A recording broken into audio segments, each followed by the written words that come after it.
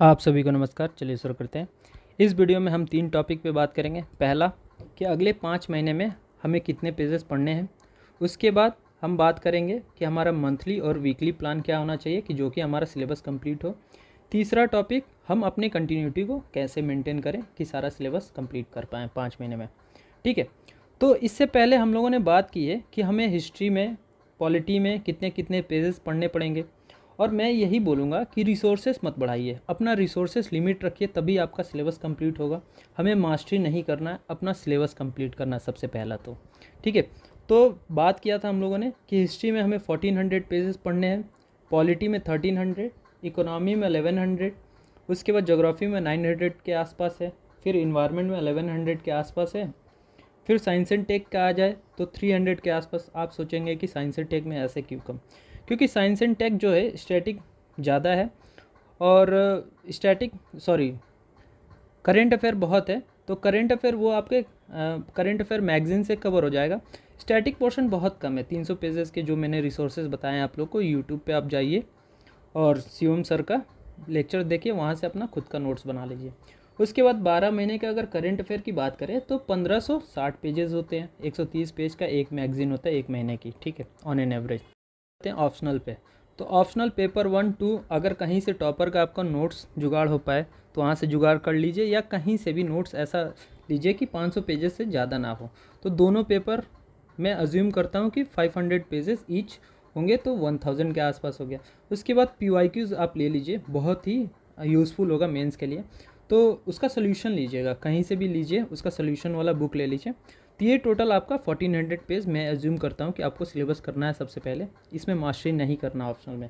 ठीक है, उसके बाद एथिक्स हो गया, इंटरनेशनल रिलेशन हो गया, गवर्नेंस हो गया, सोसाइटी हो गया, और भी बहुत सारे टॉपिक है, सिक्योरिटी है। तो सारा मैंने यहाँ पे एज्यूम किया कि 2000 के आसपास पेजेस। ठीक है, ये टोटल हमारा मिला के 11000 के आसपास हो रहे पेजेस।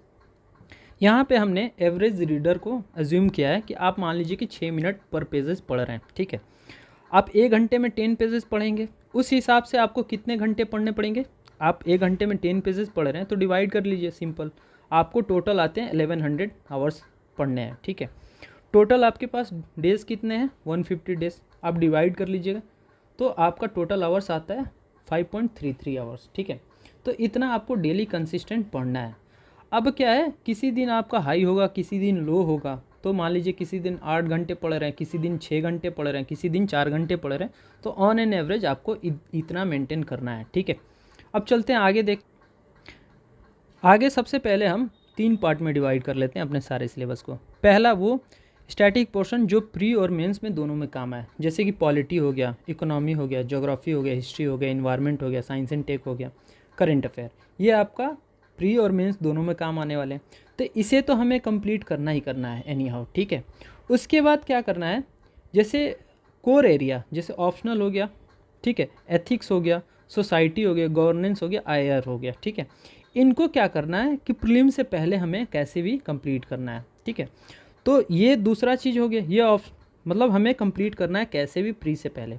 उसके बाद तीसरा चीज़ है, ये जो है ये आप पेपर के बाद भी कर सकते हैं, अगर आपके पास टाइम मिलता है तो प्री से पहले भी कर लीजिए। ठीक है, नहीं तो इतना करें कि किसी कोचिंग इंस्टीट्यूट के या टॉपर्स के नोट्स जुगाड़ लें, एक एक बार देखते रहें, गो थ्रू कर लेंगे, जैसे खाने के समय या कभी भी आप देख सकते हैं।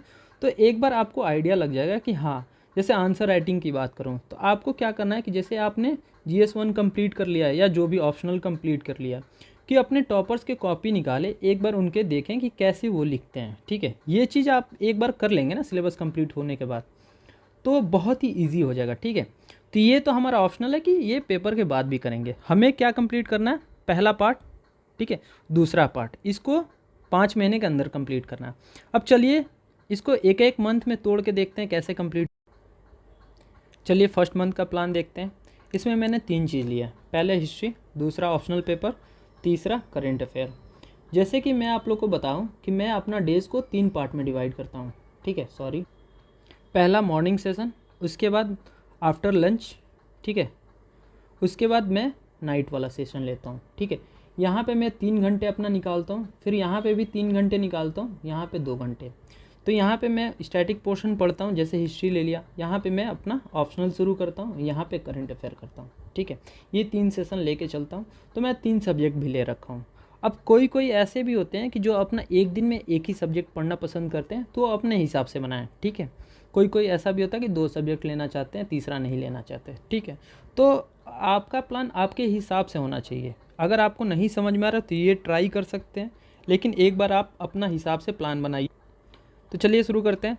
जैसे कि हिस्ट्री में हमने देखा है कि 1400 पेजेस है, जिसमें कि एंशियन मिडिवल है, उसके बाद आर्ट एंड कल्चर है, ठीक है। उसके बाद यहाँ पे मॉडर्न हिस्ट्री है, प्लस PYQ है, ठीक है। उसके बाद ऑप्शनल पेपर पहला मैंने बोला कि ऐसा रिसोर्स आप चुनिए जिसमें 500 पेजेस से ज़्यादा ना हो, इससे कम ही पेज। टॉपर्स का नोट्स ले लीजिए, कुछ भी, ठीक है। उसके बाद पेपर 1 के PYQs 200 पेजेस के होंगे, टोटल 10 साल के जो भी हैं सॉल्व, ठीक है। उसके बाद मैंने 2 महीने के करंट अफेयर लिया है, ठीक है, 260 पेजेस। ये टोटल हो जाते हैं 2360 पेजेस, यानी 2360 पेजेस, ठीक है। अब हम वीकली इसको डिवाइड कर लेते हैं टारगेट को, ठीक है। तो मैं क्या कर रहा हूँ कि 130 to 140 पेजेस आप ऑप्शनल पेपर 1 पढ़िए। उसके बाद एंशियन मिडिवल का 300 पेजेस आप कंप्लीट करने की कोशिश कीजिए। इससे ज़्यादा नहीं, इससे कम ही का होगा जो भी रिसोर्स। जैसे मैंने तमिलनाडु बोर्ड का बुक फॉलो किया, वो 250 के आसपास पेजेस है उसमें, ठीक है। करेंट अफेयर आप 1 महीने के आधे यानी 65 to 70 पेजेस के होंगे, इतना ले लीजिए। टोटल आपके हो जाते हैं पेजेस, मैंने लिया है 500 पेजेस, ठीक है।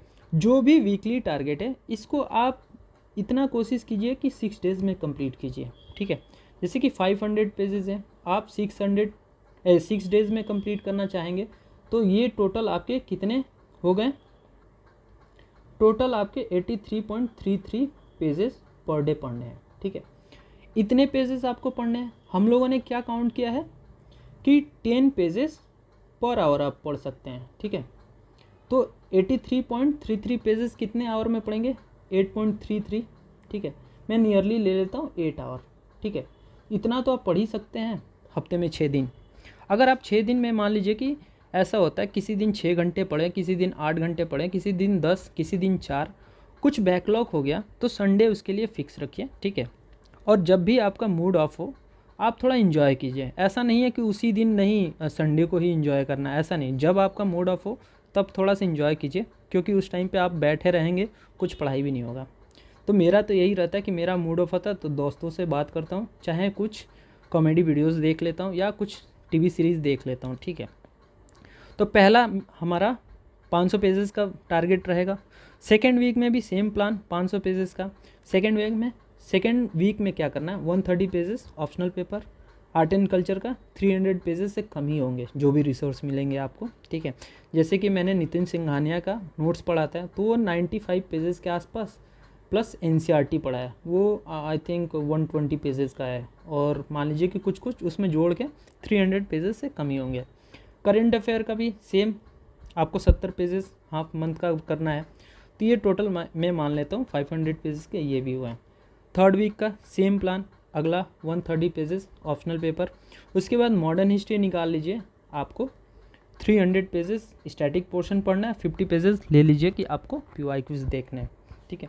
उसके बाद करेंट अफेयर भी सेम वही हाफ मंथ का पढ़ना है, तो ये 550 पेजेस। थोड़ा आपको स्पीड भी आ जाएगी, रिदम भी आ जाएगा तीसरे वीक तक जाते जाते, ठीक है। तो यहाँ भी आप 8 hour on an average per day आपको पढ़ना है, ठीक है, पर डे, ठीक। फोर्थ वीक में भी सेम प्लान, 550 पेजेस, ठीक है। नेक्स्ट ऑप्शनल के 130 पेजेस, ठीक है, जिसमें आपका PYQ शामिल है और स्टैटिक पोर्शन शामिल है। उसके बाद मॉडर्न हिस्ट्री का फिनिश कीजिए, उसको 350 पेजेस ले लीजिए। उसके बाद करेंट अफेयर, यहाँ पे आप देखेंगे पहला मंथ जैसे आपका फर्स्ट मंथ ख़त्म होता है, ठीक है, तो यहाँ पे आप देखेंगे आपका हिस्ट्री कंप्लीट होता है, ठीक है। उसके बाद पेपर 1 कंप्लीट हो जाता है, ऑप्शनल का 1 कंप्लीट हो गया, और 2 महीने का 2 मंथ्स करेंट अफेयर आपका कंप्लीट हो गया, ठीक है। तो ये हमारा पहले मंथ का टारगेट कंप्लीट होता है। सेकेंड मंथ में हम चलते हैं, ठीक है। तो पॉलिटी हम ले लेते हैं। तो पॉलिटी में हम लोगों ने देखा कि 2 NCERT पढ़नी है, उसके बाद लक्ष्मीकांत पढ़ना है। तो टोटल हमने ले लिया कि 1300 पेजेस, ठीक है। उसके बाद ऑप्शनल पेपर 2 500 पेजेस। उसके बाद पेपर 2 का PYQs जो है 200 पेजेस और 2 महीने का करंट अफेयर आप देखेंगे 260 पेजेस। हमारा कितना होता है 2260 पेजेस, किसी में कम किसी में ज़्यादा, ये चलता रहेगा, ठीक है। इसको भी सेम वीकली डिवाइड कीजिए, फिर पढ़िए, ठीक है।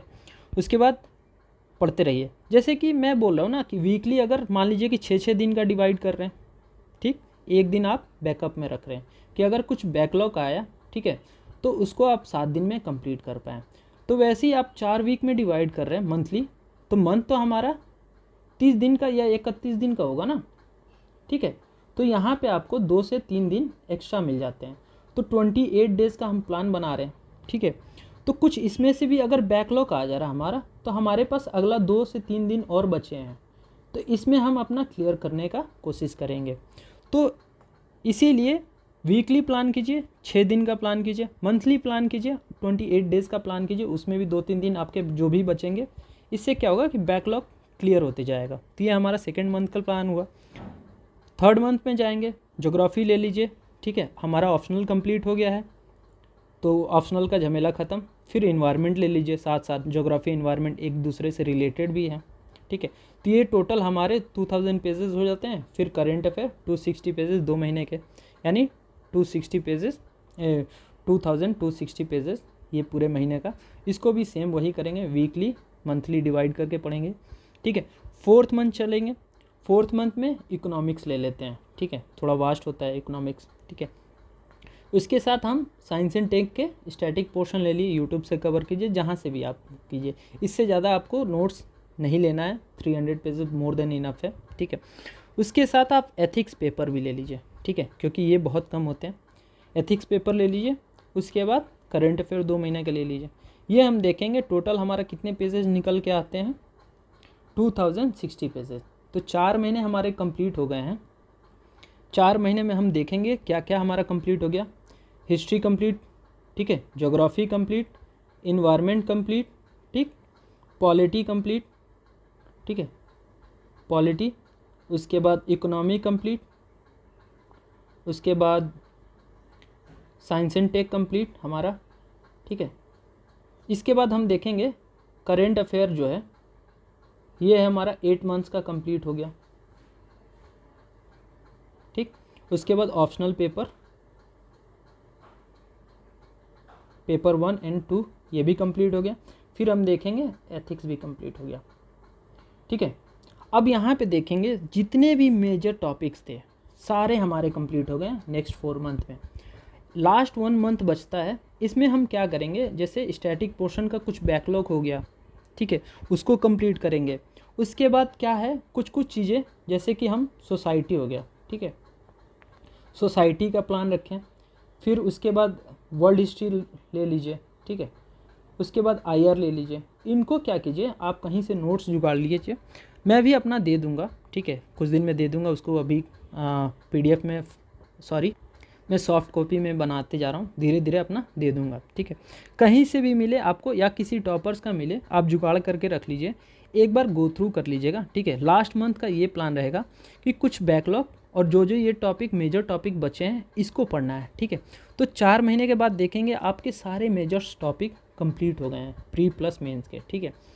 उसके बाद क्या करना, जिनका फर्स्ट अटेम्प्ट है और जिनका सेकंड अटेम्प्ट है वो 100 डेज़, ठीक है, 100 डेज़ वो प्री पे फोकस करेंगे, क्योंकि फ्री बहुत अनसर्टेन है, ठीक है। उसमें CSET को भी देना है आपको, उसके बाद आपको स्टैटिक पोर्शन भी करना है, मॉक टेस्ट भी लगाना है, PYQs भी फिर से देखना है, ठीक है। तो 100 डेज़ अभी बहुत दूर है, पहले आप 5 महीने का प्लान कीजिए, उसके बाद लास्ट आखिरी 100 डेज़ बाद की बात है, ठीक है।